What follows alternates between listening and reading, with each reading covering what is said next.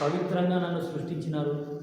సృష్టించినప్పుడు, నేను సృష్టింపబడ్డప్పుడు నా లోపల మూర్ఖత్వం కానీ, వంకరతనం కానీ, తిరుగుబాటు స్వభావం కానీ ప్రభువా అసలు లేనే. ధైర్యంగా మీ సన్నిధికి వచ్చి మీతో మాట్లాడినాను ప్రభువా. అలాంటిది ఏ సర్పం అయితే నన్ను మోసం చేసిందో ఆ సర్పాన్ని పారిపోతున్న మహాసర్పములు పొడిచెను అనే వాక్యం కొరకు స్తుతిస్తున్నాను. ఎంతో గొప్ప విజయాన్ని నాకు కూడా అనుగ్రహించినారు. అందుని బట్టి స్తోత్రం ప్రభువా. మరి మీ ప్రియ కుమారుడు యేసుక్రీస్తు ప్రభుల వారు సాధించిన విజయాన్ని బట్టి స్తోత్రం.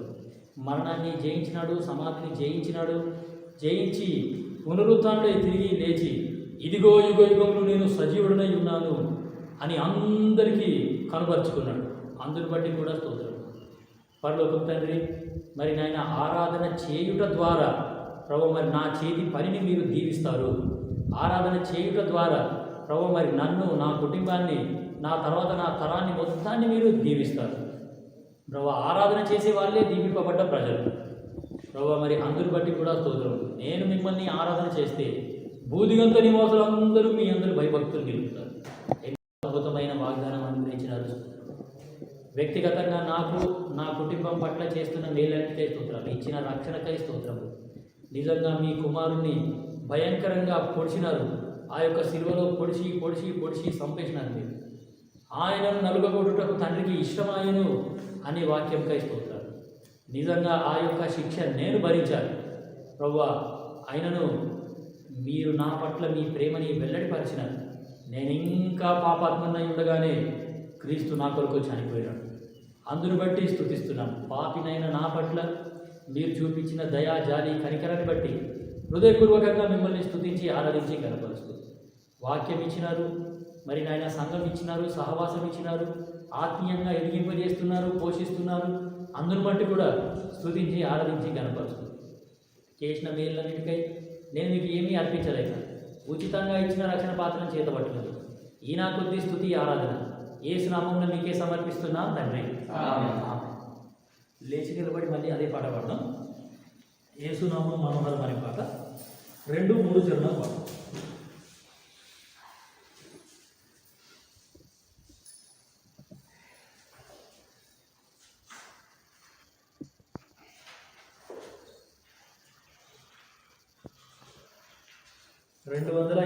పాట.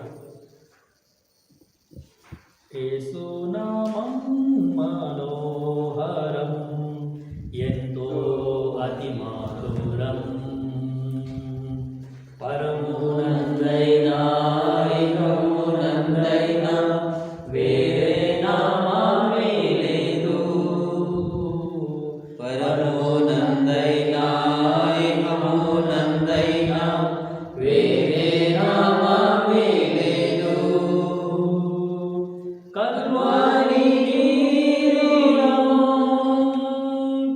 ఇను పరికుల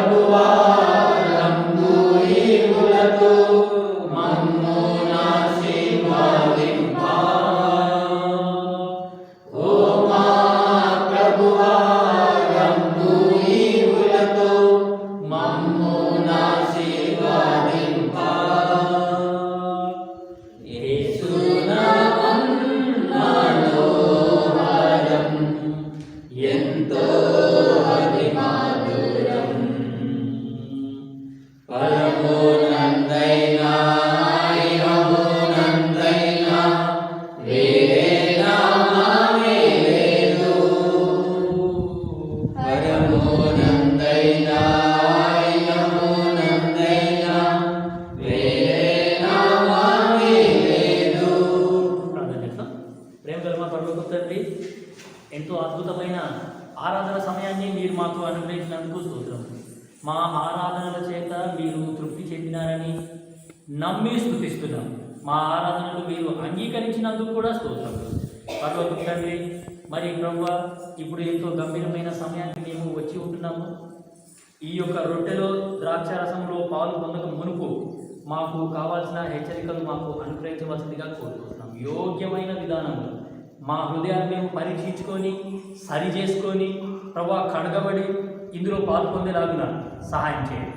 అంధకార చీకటి శక్తులన్నింటినీ విశ్వాసంతో వేస్తున్నాము, గద్దిస్తూ బంధిస్తున్నాం. పిల్లల మధ్యన జరిగే పరిచయం కూడా దీవించి ఆశీర్వదించండి.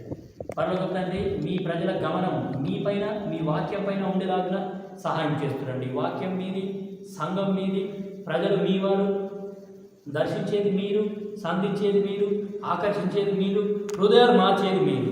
ప్రభువా, ఒట్టివాడిని మట్టివాడిని, నా లోపల ఏమీ లేదు, కొంచెం కూడా మంచితనం అనేది అసలు లేదు. ప్రభువా, నన్ను మీ శిలువ చాటున మరుగుపరిచి శిలువ వేయబడి యేసుక్రీస్తు ప్రభువా మాత్రమే ఇక్కడ కనబడేలాగా సహాయం చేయవలసిందిగా కోరుతూ అంధకార చీకటి శక్తులన్నింటినీ విశ్వాసంతో యేసునామమున గద్దిస్తూ బంధిస్తూ యేసుక్రీస్తు ప్రభు నిర్గమకాండము 34:10 వాగ్దానం మా మధ్యలో నెరవేర్చవలసిందిగా కోరుతూ యేసునామమున ప్రార్థించడం పెట్టుకొచ్చినాం తండ్రి. మరొక పర్యాయము అదే వాక్య భాగం చదువుతాం. నిర్గమకాండము 33 ఆఖరి 2 వచనాలు మనమందరం కలిసి బిగ్గరగా అర్థాన్ని గ్రహిస్తూ చదువుతాం. నిర్గమకాండము 33 అధ్యాయము ఆఖరి 2 వచనాలు మనమందరం కలిసి చదువుతాం.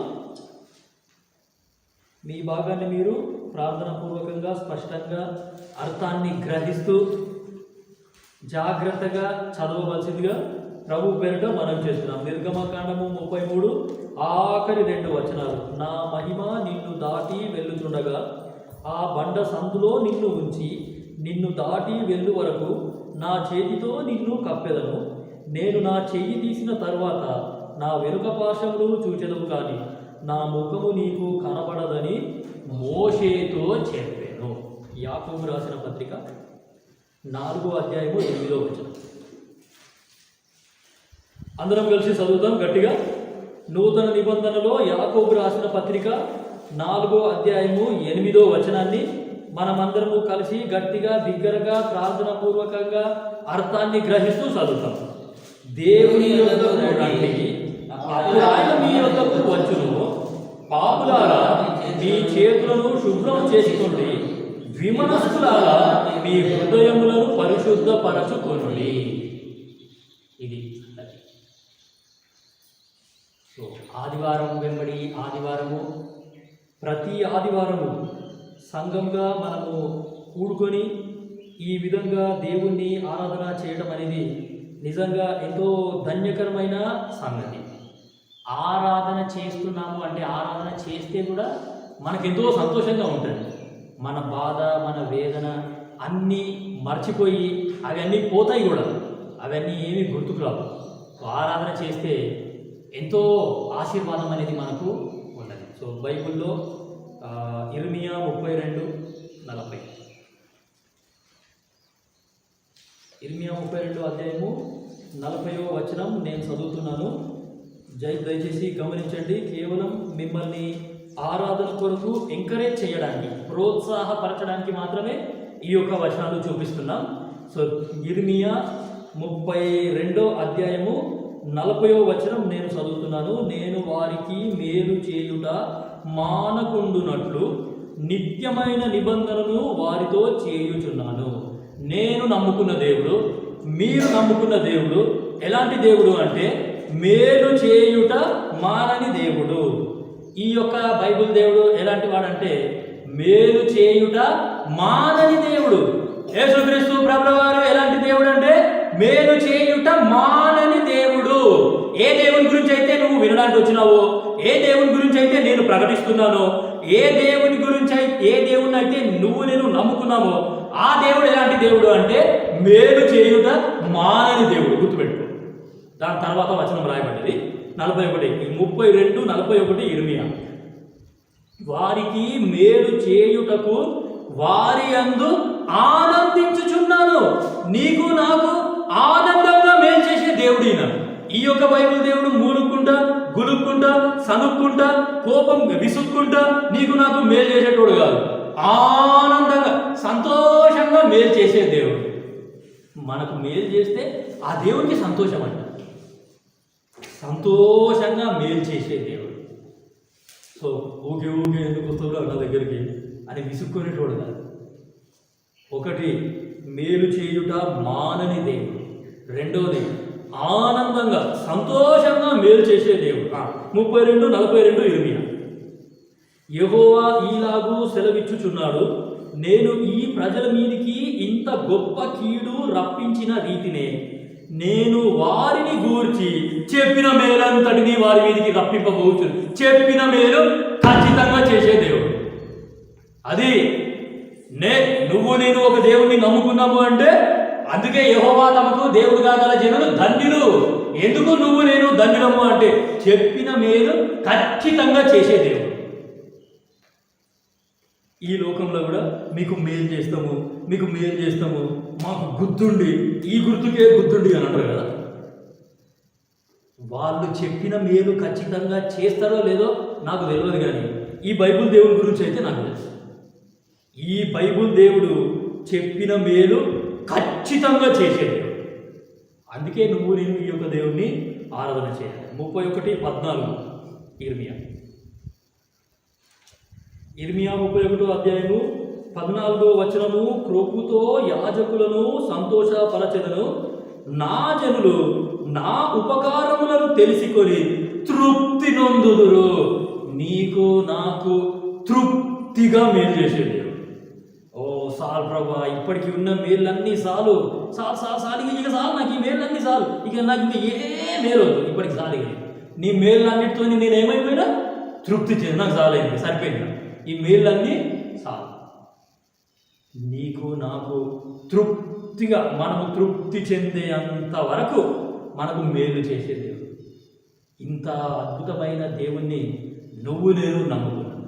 సో అందుకే ఈ యొక్క దేవుడు అంటే నాకు చాలా ఇష్టం. 31:17 ఇర్మియా 31:17. రాబో కాలమందు నీకు మేలు కలుగునను నమ్మిక ఉన్న. రాబోయే కాలమందు కూడా నీకు మేలు చేస్తాడట.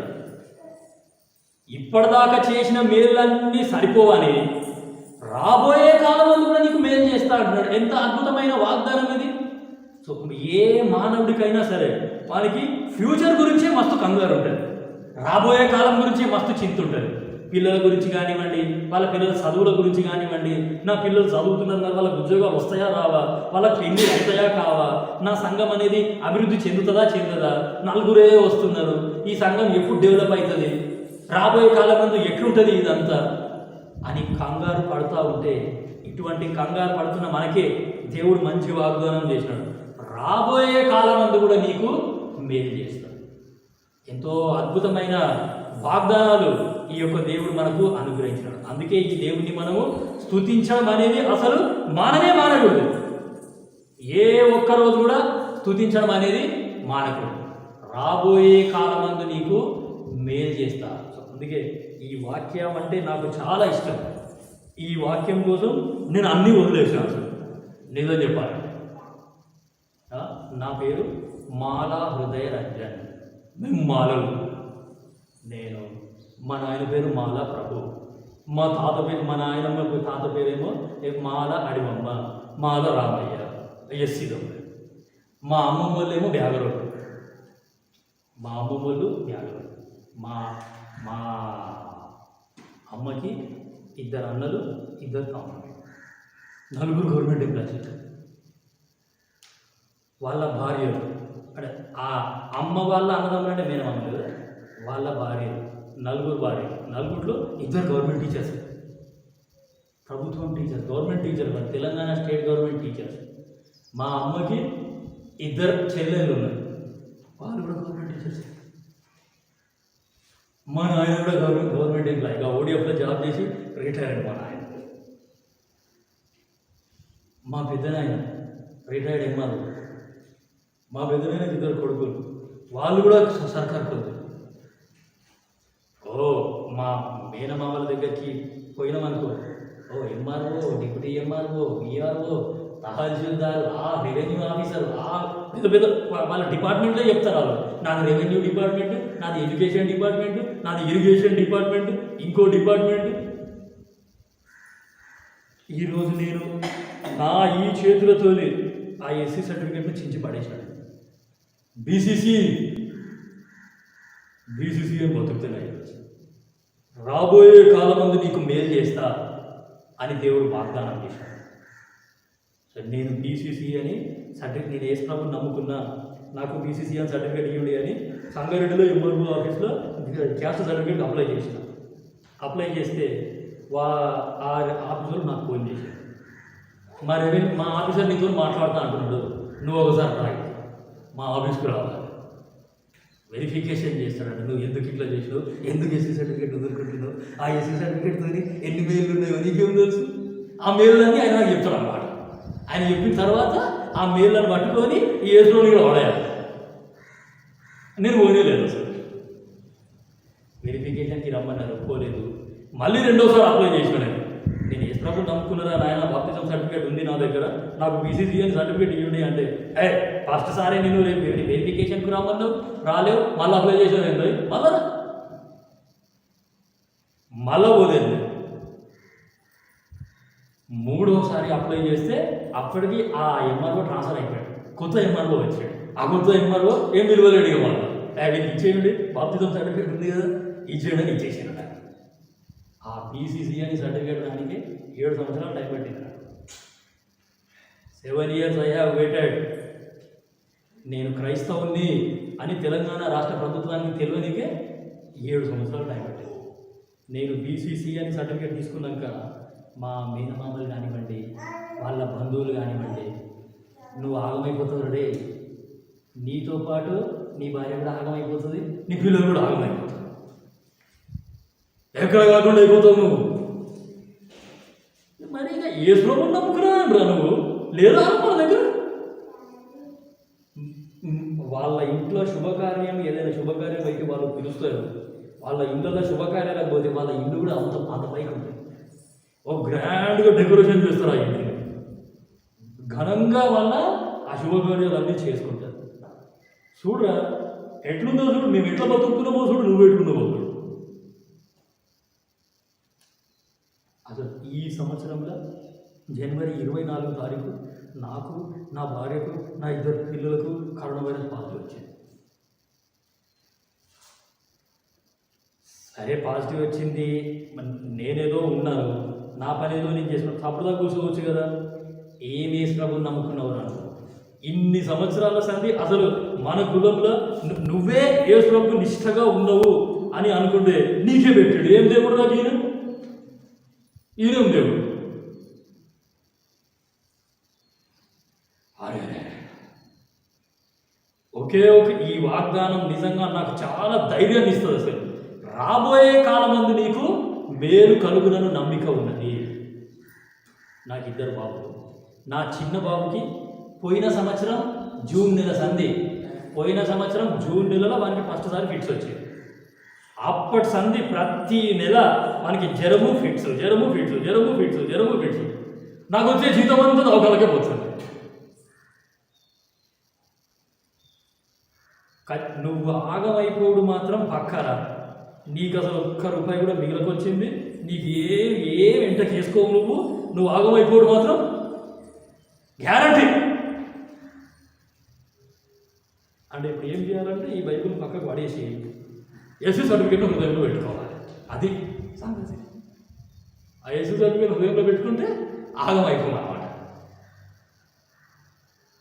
సో ఎన్ని శ్రమలు వచ్చినా, ఎన్ని ఇరుకులు వచ్చినా, ఎన్ని ఇబ్బందులు వచ్చినా, సో ఈ యొక్క దేవుని యొక్క వాగ్దానాలు మాత్రం చాలా అద్భుతంగా నన్ను ఆదరించినాయి.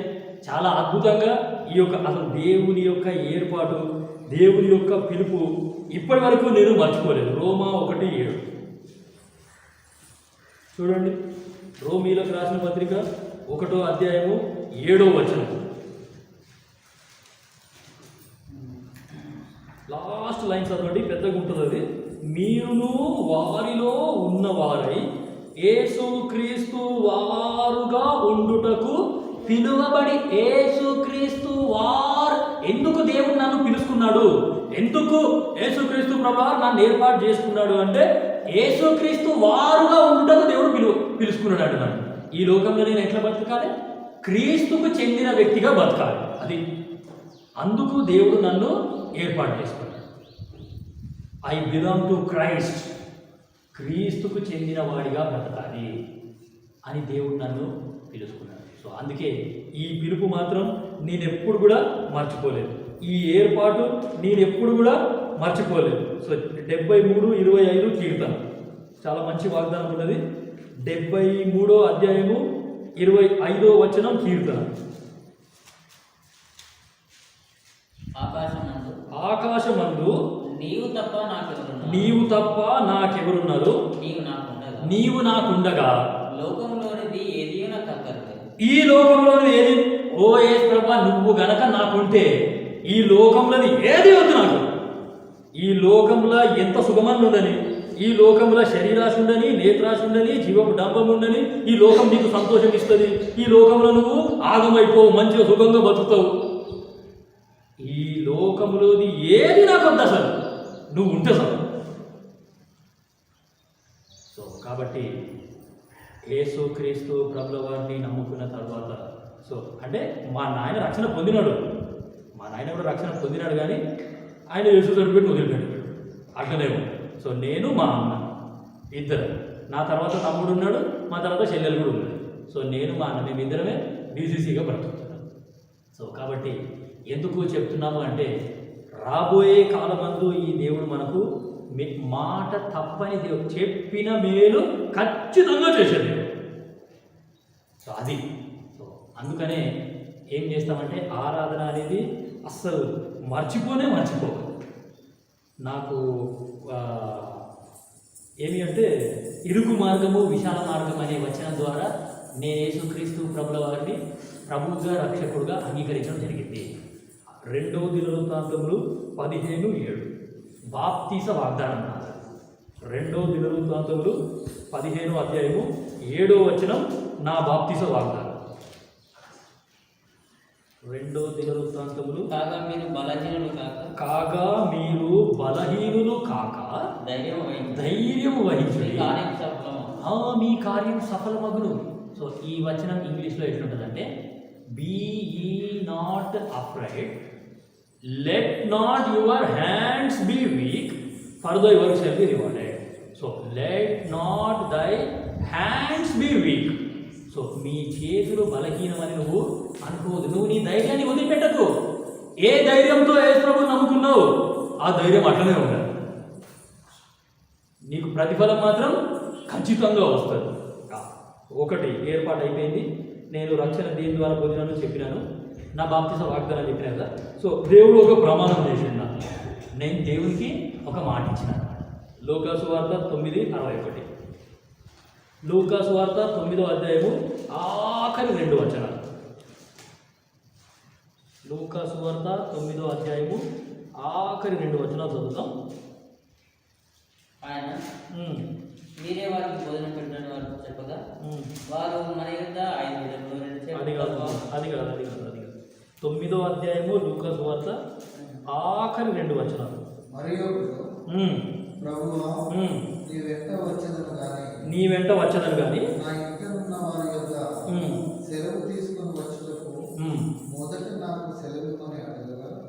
అంటే యేసు ప్రభువా, నేను నీ సేవ చేస్తా, నువ్వు ఎక్కడికి పంపిస్తే అక్కడికి పోతా, కానీ నేను ఏం చేస్తా అంటే పర్మిషన్ తీసుకొని వస్తా. ఎవరి దగ్గర?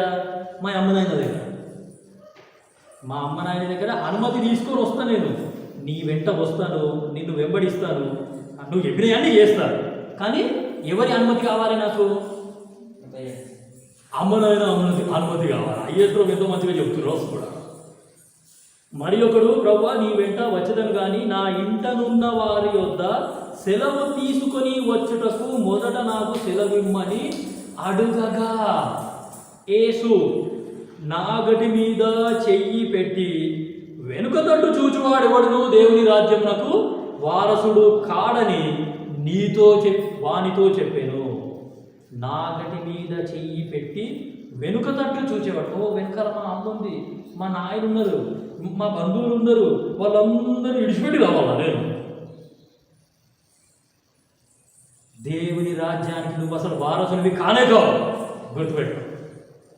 నువ్వు కనుక మా వాళ్ళు ఉన్నారు, మా వాళ్ళ దగ్గరికి పోతే మా వాళ్ళు చాలా మంచిగా ఉన్నారు, ఓ గొప్ప గొప్పగా బతుకుతున్నారు వాళ్ళు ఈ లోకంలో. వెనక తట్టు కనుక చూసావు అనుకో, దేవుని రాజ్యానికి అసలు నువ్వు పాత్ర, నా రాజ్యంలోకే రావు నువ్వు అసలు. సో కాబట్టి జాగ్రత్త. 2 తిమోతి 4:2 ఇదేంటంటే నా వరం. 2 తిమోతి 4:2 నేను బాప్తిజం తీసుకున్న తర్వాత ప్రభువా నువ్వు నాకు ఇచ్చిన వరం ఏంది అని నేను దేవునికి అడిగితే, సో ప్రార్థన మరి ప్రతిరోజు ప్రార్థన చేసుకుంటూ వాక్యం చదివితే 2 తిమోతి 4:2 వాక్యమును ప్రకటించుము, సమయమందును అసమయమందును ప్రయాసపడము, సంపూర్ణమైన దీర్ఘశాంతంతో ఉపదేశించుచు ఖండించుము, గద్దించుము, బుద్ధి చెప్పు. సో వాక్యమును ప్రకటించుము, సమయమందు అసమయమందు ప్రయాసపడు. సో నువ్వు నీ సొంత పనులు చేసుకుంటా, నువ్వు ఉద్యోగం చేసుకుంటా వాక్యాన్ని ప్రకటించు అనేది దేవుడు నాకు ఇచ్చిన వరం. అసలు మేము చిన్నగా ఉన్నప్పటి నుండి ఇదే చర్చ్, ఈ హెబ్రోన్ చర్చ్ తప్ప వేరే చర్చ్ మాకు తెలియనే తెలియదు. అసలు మా తాత నాయనమ్మ కూడా యేసుప్రభుని నమ్ముకోలేదు, మా నాయన నమ్ముకున్నాడు. మా నాయననే చిన్నప్పటి నుండి ఇదే చర్చికి నడిపించింది మమ్మల్ని. ఈ హెబ్రోన్ చర్చ్, ఈ చర్చ్ తప్ప వేరే చర్చ్ కానీ వేరే సంఘ దర్శనం కానీ వేరే చర్చికి వెళ్ళినట్టు మాకు అసలు గుర్తులేదు, మేము పోలేదు కూడా. సో కాబట్టి ఈ చర్చికే వచ్చి ఈ చర్చిలోనే నేను దేవుడు నాకు వాక్యం నేర్పించినాడు. సో కాబట్టి యేసుక్రీస్తు ప్రభుల వారిని నమ్ముకున్న తర్వాత ఈరోజు నేను చాలా ధైర్యంగా బతుకుతాను. అందరి ముందర నేను ధైర్యంగా నిలబడడానికి కారణం కూడా ఈ ఒక్క పుస్తకం. ఎన్ని శ్రమలు వచ్చినా, ఎన్ని ఇబ్బందులు వచ్చినా, ఎవరెన్ని మాటలన్నా ఈ వాక్యంలో నుంచే నేను వాళ్ళతో మాట్లాడతాను అన్నమాట. సో కాబట్టి నా కొరకు, నా ద్వారా దేవుడు జరిగిస్తున్న ఈ యొక్క పరిచర్య కొరకు మీరు కూడా మీ ప్రార్థనలో జ్ఞాపకం చేసుకోవాల్సిందిగా మనం చేస్తున్నాం. శంషాబాద్ ఎయిర్పోర్ట్లో, యాక్చువల్లీ ఆ airport GMR company airport. GMR Shamshabad international airport అంటారు. సో ఆ జిఎంఆర్ కంపెనీలో అకౌంట్స్ డిపార్ట్మెంట్లో R2R టీంలో ఎగ్జిక్యూటివ్గా నేను పనిచేస్తున్నాను. సో కాబట్టి మా ఆఫీస్లో కూడా కొద్దిమందికి భక్సింగా సాక్ష్యం ఇచ్చినాను.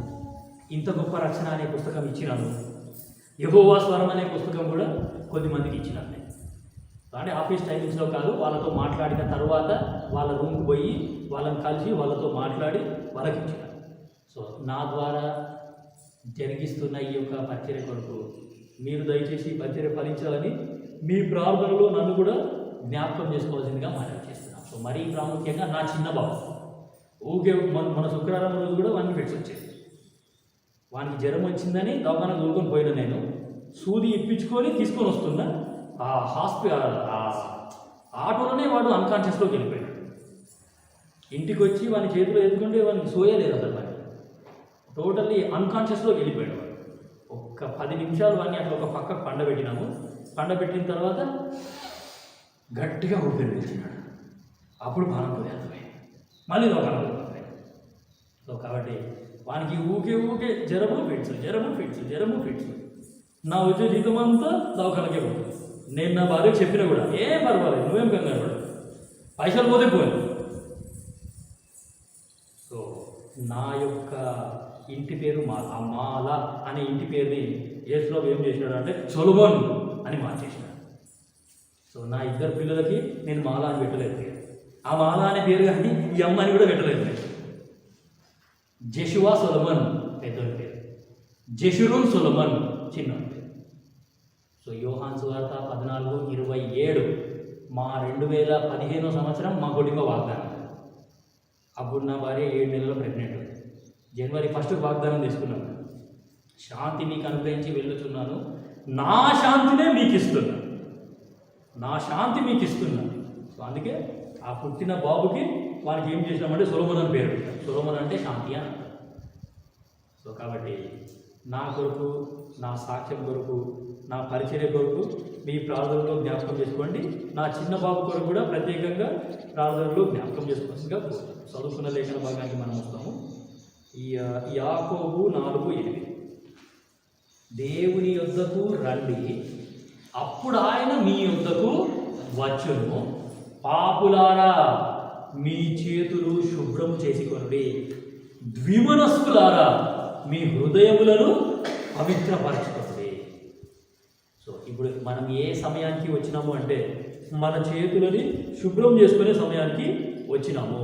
సో ఈ బలలో పాలు పొందడానికంటే ముందు మనం ఏం చేయాలి అంటే మనం కడగబడాలి. కడగబడ్డ తర్వాతనే అందులో పాలు పొందాలి. కడగబడకుండా నేను ఎట్లున్నానో అట్లనే ఉంటా, నేను మాత్రం మారా, ఎంత వాక్యం చెప్పినా నేను ఇట్లనే ఉంటా, ఎవరు ఏం చేస్తారో చూతాము, ఏమవుతుందో చూతాము అని మొండి పొట్టు పట్టకూడదు. సో యేసుక్రీస్తు ప్రభువు వారు మంచి కరుణం ఇస్తున్నాడు. మన హృదయాన్ని మనం పరీక్షించుకొని మన జీవితాలు మనము చక్కపరుచుకొని ఏం చేయాలంటే ఈ యొక్క బలలో మనము పాల్గొనాలి. యోబు గ్రంథము 14వ అధ్యాయము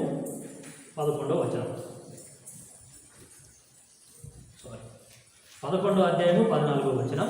సో ఎందుకు చేతులు యోబు 11:14 ఎందుకు మనము చేతులు కడుక్కోవాలి? ఏమైంది మన చేతులకు? మనం అసలు చేతులతో మనం ఏం పని చేస్తున్నాం? మరి ఫస్ట్ వర్తమానంలో దేవుని చేతులు ఎట్లున్నాయి అనే సంగతి తీసుకొచ్చినాం. ఇప్పుడు రెండో వర్తమానానికి వచ్చాను. అందుకే ఆ వర్తమానానికి ఈ వర్తమానం కంటిన్యూషన్ అనమాట, కొనసాగిపోయింది. సో 11:14 యోబు. పాపము నీ చేతిలో నుండుట చూచి నీవు దాని విడిచిన ఎడల నీ గుడారములలో నుండి దుర్మార్గమును నీవు కొట్టివే. ఆ పాపము నీ చేతిలో నుండుట చూచి, మన చేతులలో ఏముందంటే పాపం. చాలా చాలా జాగ్రత్త, చాలా చాలా జాగ్రత్తగా ఉండాలి ఈ పాపంతో. పాపము నీ చేతిలో నుండుట చూచి నీవు దానిని విడిచిన ఎడల. ఈ రోజులో ఇదే పని, ఈ విడవడమే మనకు వస్తలేదు. అసలు విడిచిపెట్టురా, నీ చేతిలో పాపం ఉందిరా నాయన, విడిచిపెట్టు అని అంటే విడవకొచ్చినాం మనం. నాకు ఇదే మంచిగా ఉన్నది, ఈ పాపమే చేస్తాను, ఈ పాపంలోనే ఉంటుంది, నాకు ఇదే కమ్మగా ఉన్నది, ఇదే కడుపు తిప్పుతున్నది, ఇదే చేస్తాను, నేను మాత్రం విడిచిపెట్టా.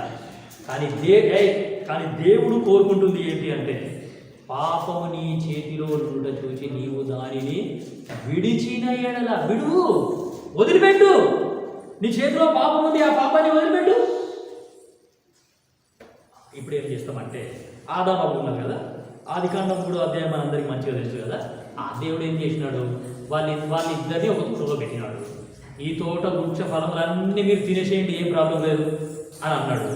అయితే సర్పం మోసం చేసినాడు. మోసం చేసిన తర్వాత అవేం చేసిందంట, ఆ యొక్క పండును చూసిందంట. చూసి ఏం చేసిందో చాలా మంచిగా ఉన్నదంట. Settle down soon.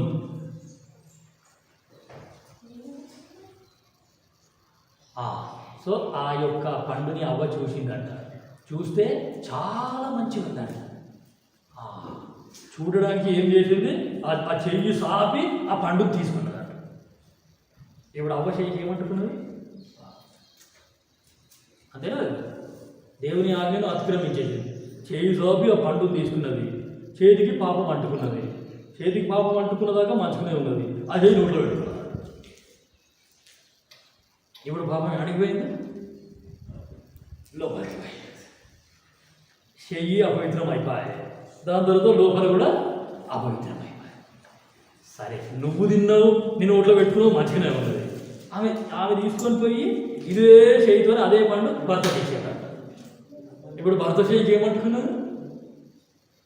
పాపం అంటుకున్నాడు. ఆయన కూడా చేతులు నోట్లోనే పెట్టుకున్నాడు అంట. వాళ్ళు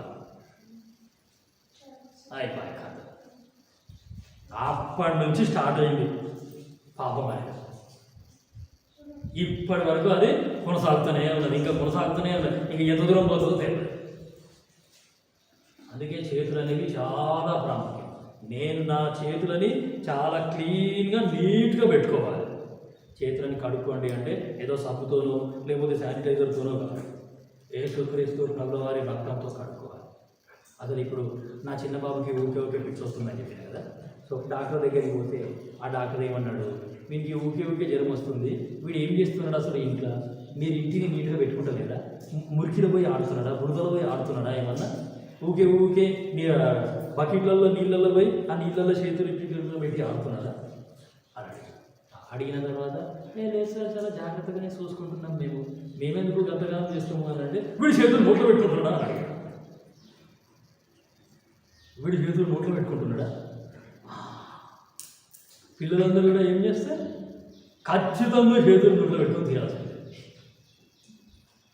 అది కదా, వాడి చేతులు నోట్లో పెట్టుకుంటున్నాడు, రక్తంలో ఇన్ఫెక్షన్ వస్తుంది, ఊకే మనకి జ్వరం వస్తుంది, ఫిట్స్ వస్తుంది. బండ మీద నీళ్ళ మీద ఆడతాడు, వాడి చేతులు ఎక్కడెక్కడో గోడల కాడ పెడతాడు, ఆ కడుక్కోడు, ఏం చేయడు, నోట్లో పెట్టాడు. బ్లడ్ ఇన్ఫెక్షన్, వానికి జ్వరం వస్తున్నది, ఆ జ్వరంలో ఫిట్స్ వస్తుంది. డాక్టర్కి కూడా మస్తు యాస్ట్ వచ్చింది. అసలు డాక్టర్కి కూడా యాస్ట్ వచ్చి లాస్ట్గా ఆ డాక్టర్ ఏమన్నాడంటే, వీడు గనక చేతులు నోట్లో పెట్టుకోవద్దు అంటే మన చేతిలో కారం పెట్టు. ఏం పెట్టు డాక్టర్ చెప్పిన మాట ఇది. ఆ డాక్టర్కి కూడా విసుగొచ్చింది. అసలు జషురునికి జ్వరం వచ్చిందంటే నాకు భయం అవుతుందా, డాక్టరే అన్నాడు. అది ఇట్లా చెయ్యి పెట్టినామంటే ఒళ్ళు కాలిపోతుంది, అని అంత హై ఫీవర్ వెళ్ళిపోతుంది మనకి. జషురునికి జ్వరం వచ్చిందంటే నాకు భయం అవుతుంది. వాని చేతిలో కారం పెట్టాడు, అప్పుడు దాంట్లోకి వస్తాడు. చేతిలో కారం పెట్టుమని నువ్వు అంటివి మంచిగానే ఉన్నది, తల్లి ఊకుంటా తల్లి. సో కాబట్టి ఇప్పుడు మన చేతులకి పాపం అంటుకుంది కాబట్టి ఏం చేయాలి, నా డాక్టర్ చెప్పినట్టు చేతిలో కారం పెట్టుకోవాలి. మనం కూడా ఆ కారం పెట్టుకున్న చేతులు నోట్లో పెట్టుకుంటే ఇంకొకసారి చేతులు నోట్లో పెట్టుకోవద్దు అని గుర్తొస్తుంది మంచిగా. కాబట్టి పాపము నీ చేతికి అంటుకొని ఉండుట చూచి చూడు, ఆ పాపాన్ని బట్టి అక్కడ ఏమేమి వచ్చినాయంట చూడండి. నీ గుడారంలో నుండి దుర్మార్గం, పాపాన్ని బట్టి నీ గుడారంలోకి దుర్మార్గం వచ్చింది, తెలుసుకో. పాపాన్ని బట్టి నీ ఇంట్లోకే దుర్మార్గం వచ్చింది. నువ్వు గనుక ఆ పాపాన్ని అక్కడనే వదిలేసినుంటే నీ గుడారంలోకి దుర్మార్గం రాకుండే కదా.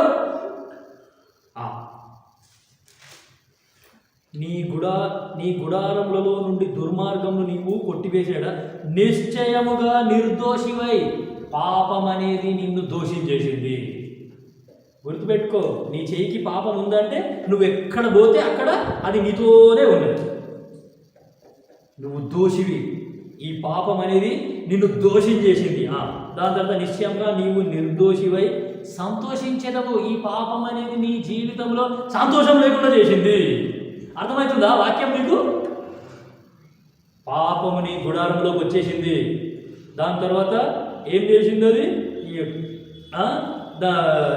నిన్ను దోషించేసింది, నీ జీవితంలో సంతోషం లేకుండా చేసింది. నిర్భయుడవై నీవు స్థిరపడి ఉండు. ఆ పాపాన్ని వదలకపోతే నీ లోపల భయం అట్లనే ఉంటుంది. ఆ పాపాన్ని వదలకపోతే నీ జీవితంలో అసలు స్థిరత్వం అనేది రాలేదు. నువ్వు స్థిరపడి ఉండలేవో, గుర్తుపెట్టుకో. అందుకే దేవుడు చెప్తున్నాడు, ఆ పాపాన్ని వదిలేయి. నువ్వు చేతులతో ఏం చేస్తున్నావో ఆ పాపాన్ని ఫస్ట్ వదిలేయి. వదిలేస్తే ఒక పిడ ఊతుంది అక్కడ, మనకేమో వదలనీకనే రాదు. ఇంకా కిందికి చాలా ఉన్నాయి. 16వ వచనం, నిశ్చయముగా నీ దుర్దశను నీవు పాపాన్ని బట్టి దుర్దశ, నీ దశనే దుర్దశ అయిపోయింది మొత్తానికి. పాపం అనేది చాలా చాలా డేంజర్ అండి, చాలా ప్రమాదం ఇది.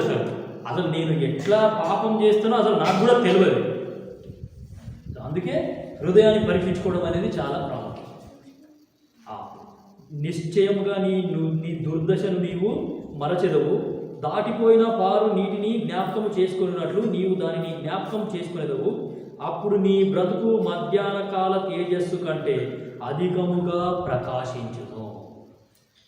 సో ఈ యొక్క పాపము నా చేతిలో ఉండటను బట్టి ఏమంటే నా యొక్క బ్రతుకులో అసలు వెలుగే లేదు, అంత చీకటే ఉంది. పాపం అనేది ఆ యొక్క అంధకారంలోకి, ఆ చీకటిలోకి తీసుకుపోయిపోదు. అందుకే ఏం చేస్తామంటే ఈ యొక్క చేతులని మనము యేసుక్రీస్తు ప్రభువు వారి రక్తంలో కడుక్కొని ఆ యొక్క బలలో పాల్గొంటాం. సో సంగారెడ్డిలో నేను చాలామంది, అసలు మా చర్చిలో ఎక్కువ మంది నర్సులే ఉన్నారు, దవాఖానలలో పనిచేసే నర్సులు. ఆ నర్సులు ఏం చేస్తారంటే గవర్నమెంట్ హాస్పిటల్లో ఎవరైనా స్టాఫ్ నర్సు ఇక్కడ ఉంటే దయచేసి ఏమనుకోకండి, నేను మిమ్మల్ని అనట్లేదు. సో వాళ్ళ గురించి మాకు చాలా కంప్లైంట్స్ వచ్చినాయి. అసలు ఈ స్టాఫ్ నర్సులు ఏం చేస్తారు, దవాఖానలో పోయి ఆ నర్సు వాళ్ళ తల్లి ఫోన్ చేస్తుంది, నాకు నెత్తి బాగా ముందుతుంది బిడ్డ, బాగా నెత్తిన వస్తున్నది, బాగా నీరసంగా ఉంటున్నది, బలమే ఉండలేదు అసలు అని ఫోన్ చేసి చెప్తుంది. ఈ పిల్ల ఏం చేస్తుంది, అరే మా అమ్మకు నెత్తి బాగా వస్తుందంట, బలహీనంగా ఉందంట. హాస్పిటల్లో మందులన్నీ ఉంటాయి కదా, ఆ మందులన్నీ తీసుకుంటుంది, లోపల వేసుకుంటుంది. దాని తర్వాత వాళ్ళ నాయన ఫోన్ చేస్తారు. ఫోన్ చేసి నా కళ్ళు బాగా మండుతున్నాయి బిడ్డ, కళ్ళు అంటారు. అరే మా నాయన కళ్ళు బాగా మండుతున్నాయి అంట. ఐ డ్రాప్స్ తీసుకుంటుంది, జేబులు వేసుకుంటుంది. దాని తర్వాత వాళ్ళ పెద్దమ్మ ఫోన్ చేస్తుంది, వాళ్ళ చిన్నమ్మ ఫోన్ చేస్తుంది, వాళ్ళ పిల్లలు ఫోన్ చేస్తారు, కాంపౌండ్ అంతా ఫోన్ చేస్తుంది. బల మందులు కావాలి, ఆ మందులు కావాలి, ఈ మందులు కావాలి, అన్ని ఇదే పని. ఏమది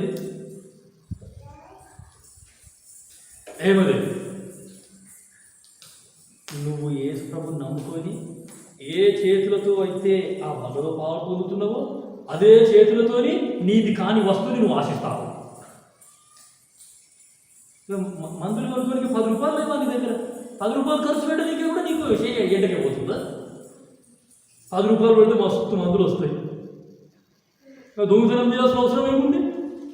అసలు బైబిల్లో చాలా నీది కాని వస్తువుని నువ్వు అసలు ఆశించదు. నేను హెబ్రోన్లో సేవా ట్రైనింగ్లో ఉన్నప్పుడు నాకేం నేర్పించినారు, నీ ఆఫీస్లో నుండి ఒక గుండు సూది కూడా నువ్వు తీసుకుని రావద్దు బయటికి. అది విత్ పర్మిషన్ అయినా వితౌట్ పర్మిషన్ అయినా. ఒకవేళ నేను మా సార్కు అడిగే తీసుకొచ్చినాను, అడిగి ఎందుకు తీసుకొస్తావు? నీ సార్ రక్షణ ఉంటుందా?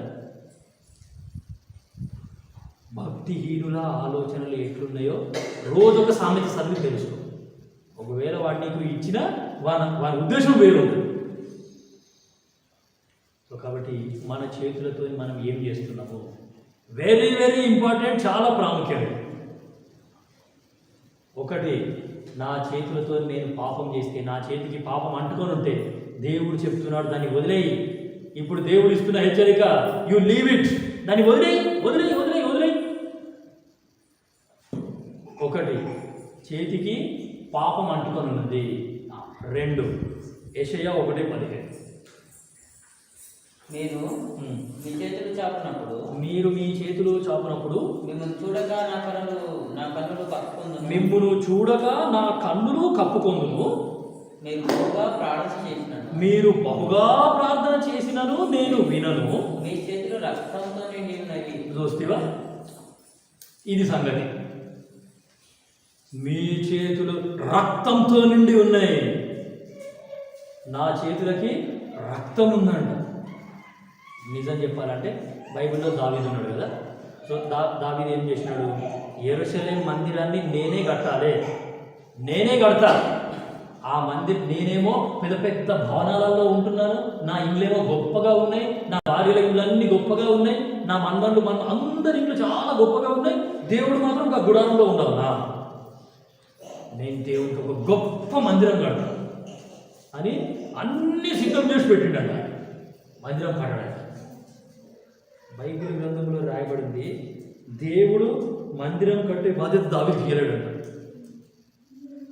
నువ్వు విస్తారంగా రక్తం ఒలికించినావు కాబట్టి మందిరం కట్టే బాధ్యత నీకు ఇవ్వట్లేదు. నేను దావీదు విస్తారంగా రక్తం ఒలికించిండట. ఆయన చేయికి ఏమంటుంది? రక్తం. అంటే ఏ చేతితోనైతే నువ్వు మనిషి పానాలు తీస్తావో అదే చేతితో సంగతి కడతావు. ఇది చాలా హైఫై బోధ. రక్తం చిందిస్తూ మందిరాలు కట్టాడు. దావీదు అనుకున్నాడు హృదయంలో, నేనే కడతా మందిరాన్ని. కానీ దేవుడు మాత్రం పర్మిషన్ ఇయ్యలేడు అసలు. ఆ బాధ్యత నీకు ఇయ్యలేను నేను, ముట్టనే నువ్వు పునాది వేసినావంటే చూడు మరి.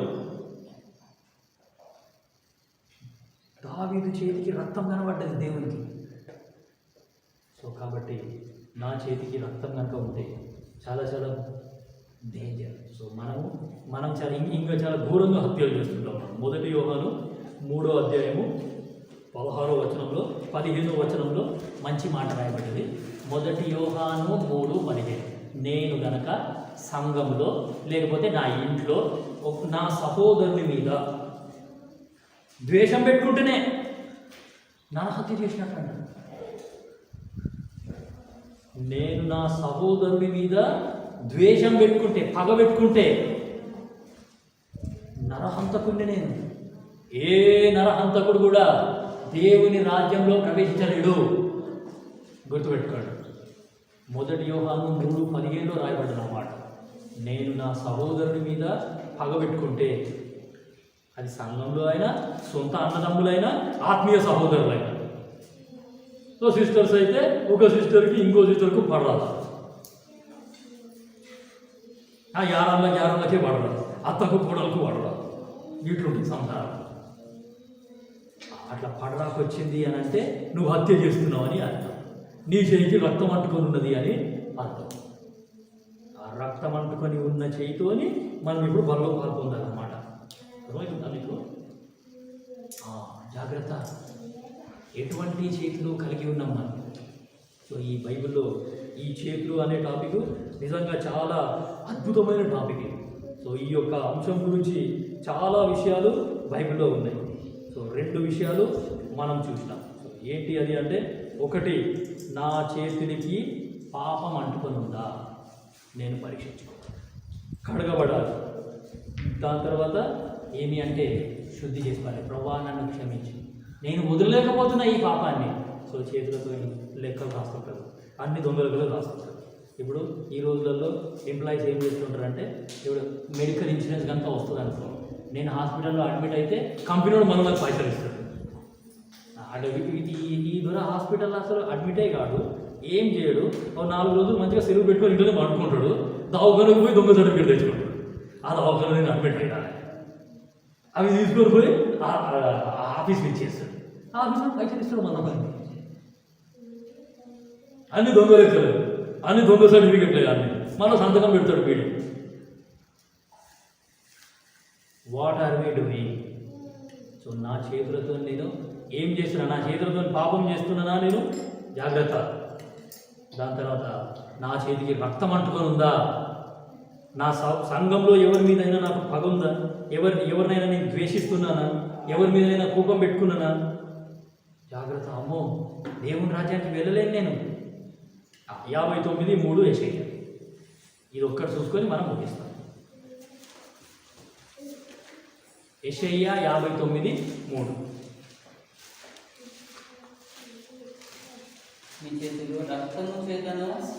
మీ చేతులు రక్తము చేతను,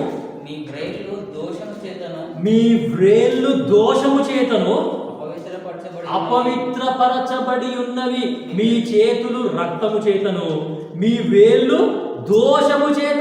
ఈ రోజులలో ఈ వేళ్ళతోనే దోషం చేస్తున్నారు అందరూ. మన వేళ్ళన్నీ దోషం చేసి ఆ దోషాన్ని బట్టి అపవిత్రపరచబడిపోయినాయి.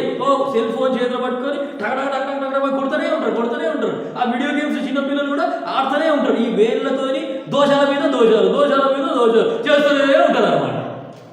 నీ వేళ్ళతోని నువ్వు దోషాలు చేస్తున్నావో చూసుకో, ఒకసారి నీ హృదయాన్ని పరీక్షించుకో.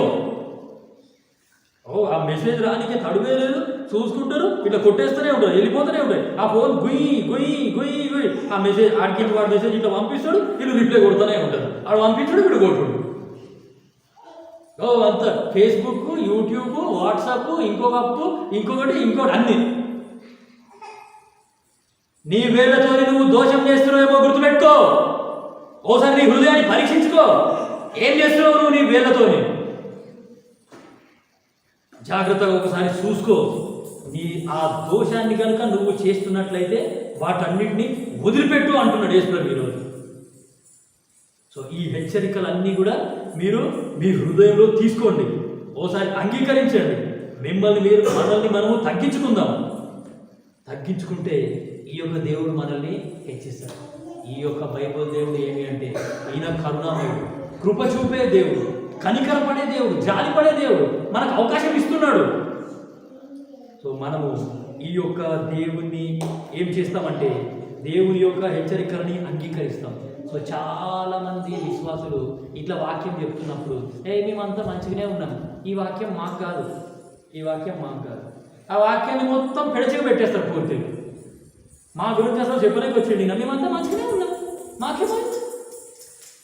ప్రతి వారం మందిరానికి వస్తున్నాం, క్రమం తప్పకుండా మందిరానికి వస్తున్నాం, మందిరంలో అన్ని కూడిక అటెండ్ అవుతున్నాం, మాకేమైంది? మాకేం కాలేదు, మేము మంచిగానే ఉన్నాం. సో నువ్వు గనక మంచిగా ఉన్నా అని నువ్వు అనుకుంటే నీకు ఈ బల్ల అవసరమే లేదు, నువ్వు బల్లలో పాల్పొందాల్సిన అవసరమే లేదు. If you are perfect you are not allowed to participate in that emblems. నువ్వు పాల్పొందాల్సిన అవసరం లేదు. ఆ బల్ల ఎందుకు ఉంది మనకు అంటే మనం సంపూర్ణం కావడానికి, మనం సంపూర్ణం కాదు. సో కాబట్టి దేవుడు చూపిస్తాడు మనకు. సో చూపించినప్పుడు మన హృదయాన్ని మనము పరీక్షించుకొని ఏం చేయాలంటే యేసుక్రీస్తు ప్రభువారి దగ్గర కడగబడి ఆ యొక్క బల్లలో, ఆ యొక్క రొట్టెలో, ఆ యొక్క ద్రాక్ష రసంలో మనము పాల్పొందాలని యేసుక్రీస్తు ప్రభువారి నామమున మనవి చేస్తున్నాం. సో ఒక చోట ఏం జరిగిందంటే ఒక చర్చి వాళ్ళు ప్రత్యేక కూడికలు పెట్టుకున్నారు, 2 రోజుల ప్రత్యేక కూడికలు పెట్టుకున్నారు. సో ఆ ప్రత్యేక కూడికలు పెట్టుకునే ముందు సో ఏ చర్చి వాళ్ళైనా, మన హెబ్రోన్ చర్చి వాళ్ళు ఏం చేస్తారంటే 2 రోజులు ప్రత్యేక కూడికలు పెట్టుకున్నాం కదా అని దానికంటే ముందు 2 రోజులు ఊరంతా సువార్త చేస్తారు. 2 రోజులు మంచిగా ఫుల్ పొద్దున్న నుంచి సాయంత్రం దాకా సువార్త చేసి ఫలానా చర్చిలో 2 రోజులు ప్రత్యేక కూడికలు పెట్టుకున్నాము, మీరందరూ ఆహ్వానితులే అని ఆహ్వానిస్తారన్నమాట. సో ఆ చర్చికే క్రమం తప్పకుండా వస్తున్న ఒక వినండమ్మ వాక్యము, ఆ చర్చికే క్రమం తప్పకుండా అంటే ఆ చర్చిలోనే సంఘ పెద్ద ఆయన, ఆ చర్చిలో సంఘ పెద్ద, చాలా వయసు అయిపోయింది, చాలా వాక్యం బోధించినాడు, వాక్కు పరిచర్యలు కూడా వాడబడుతున్నాడు. సో ఒక సందర్భంలో ఏం జరిగిందంటే ఇట్లా సువార్త ప్రకటిస్తూ ఆ సంఘ పెద్ద యొక్క ఇంటి ముందే గేట్ వేసి పాట పాడి వాక్యం చెప్పి మళ్ళీ పాట పాడి వచ్చేసిన తర్వాత 2 రోజుల ప్రత్యేక కూడికలు జరిగినాయి, మంచిగా అద్భుతంగా జరిగిన తర్వాత లాస్ట్ డే, ఆ ప్రత్యేక కూడికల లాస్ట్ డే ఉంటుంది కదా, ఆ లాస్ట్ డేలో అందరితోని సాక్ష్యాలు చెప్పించారు. ఈ 2 రోజుల ప్రత్యేక కూడికలు మీరు ఏం నేర్చుకున్నారు వచ్చి చెప్పండి. ఎవరైనా సరే, పిల్లలైనా, యవనస్తులైనా, ఇంకా కొంచెం పెద్ద వయసు వాళ్ళైనా, ముసలోళ్ళైనా, సంఘ పెద్దలైనా, బాధ్యత గల సహోదరులైనా, సేవలు ఎవరైనా సరే అందరూ వచ్చి మీ సాక్ష్యం పంచుకోండి. 2 రోజులు అద్భుతమైన సమయం దేవుడు మనకి ఇచ్చినాడు. ఈ యొక్క 2 రోజులలో మీరేం నేర్చుకున్నారు వచ్చి చెప్పండి, సాక్ష్యం చెప్పండి అంటే ఈ సంఘ పెద్ద వెళ్ళి సాక్ష్యం చెప్తున్నాడు. సాక్ష్యం చెప్తూ ఆయన చెప్పింది ఏంటంటే మన చర్చి వాళ్ళు బహిరంగ సువార్త చేసినప్పుడు నా ఇంటి ముందుకు వచ్చినారు, నా ఇంటి ముందు వచ్చి గేట్ వేసి స్టాండ్ వేసి ఒక పాట పాడినారు. ఆ పాట నా హృదయాన్ని కలవరించింది. నాయాతి క్రమములకై నలుగా గోటాబడి, నాయాతి క్రమములకై నలుగా గోటాబడి, నా దోషముల నీవు ప్రియముగను మోసితివా, నా దోషముల నీవు ప్రియముగను మోసితివా, సిలువలో బలి అయినా దేవుని గొర్రె పిల్ల, విలువైనా నీ ప్రేమన్ వివరితో శ్రీయే. ఈ పాట పాడుతుంటే, ఆ పాట పాడుతున్నప్పుడల్లా నా కళ్ళల్లో నుండి నీళ్లు కారిపోతున్నాయి. ఆ అద్భుతమైన పాట నా ఇంటి ముందే స్టాండ్ వేసి 3 చరణాలు పాడినారు. దాని తర్వాత సువార్త ఎప్పుడు అయిపోయిన తర్వాత మళ్ళీ 2 చరణాలు పాడినారు.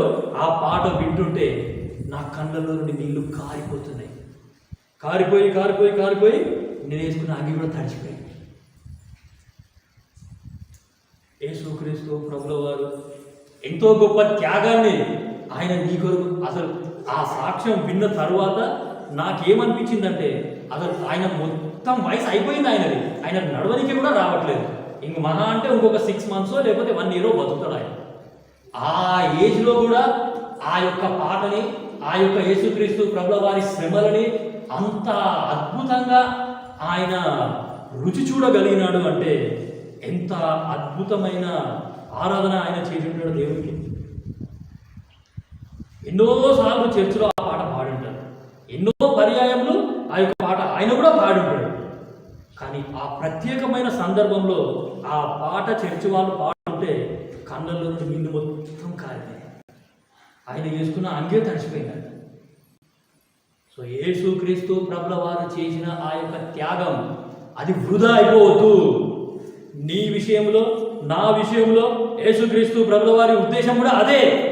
ఆయన ఎంతో ప్రయాసపడ్డాడు. ఆ యేసుక్రీస్తు ప్రభుల వారి ప్రయాసం అనేది వృధా అయిపోవద్దనే ఈ వాక్యం, ఈ సంఘం, ఈ ఆరాధన యేసు ప్రభుని నమ్ముకున్న తర్వాత కూడా నా ఇష్టం వచ్చిన ఎవడేమో చూస్తాం అని అంటే నువ్వు చాలా జాగ్రత్తగా ఉండాలి. చాలా ప్రమాదంలో ఉన్నవన్నీ గుర్తు చేసుకో. యేసుక్రీస్తు ప్రభుల వారు చేసిన ఆయన ప్రయాసం అసలు ఆ ఇనుప మేకులతో కొడుతుంటే ఎంతో భయంకరంగా, అసలు నీకు నాకు దెబ్బ తగిలితే పానం వెళ్ళిపోయారా అని ఒళ్ళుతాం, ఏడుస్తాం, అరుస్తాం, అబ్బా అమ్మా అని అరుస్తాం.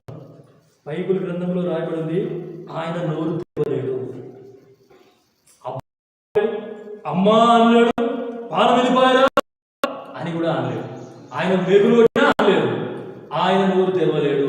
కొరడాతో కొట్టినా ఆయన నోరు తెరవలేడు అంట. బదులు దూషింపనే లేడంట. అసలు ఆ బొచ్చు కత్తరించు అని ఎదుట ఏ విధంగా అయితే మౌనంగా ఉంటుందో అదే విధంగా యేసుక్రీస్తు ప్రభువు వారు మౌనంగా ఉంటాడంట. కేవలం ఆయన ప్రయాణం వద్దనే మన మధ్యలో ఆయన మనకు అవకాశం ఇస్తున్నాడు. నేను వేళ్లతోని దోషం చేస్తే ఆ దోషాన్ని వదిలిపెట్టుకోవాలి, వదిలేసేయి, నిన్ను నువ్వు తగ్గించుకో. నువ్వు అంత గర్వించాల్సిన అవసరం కూడా లేదు. గర్వించడానికి మన దగ్గర ఏం లేదు. అసలు నా దగ్గర ఉన్నది కూడా నాది కాదు. సో కాబట్టి ఎంతో భయభక్తులతోని మన మోకాల మీదకి వచ్చి ఈ యొక్క ఎంబ్లంలో మనము పాల్గొందాం.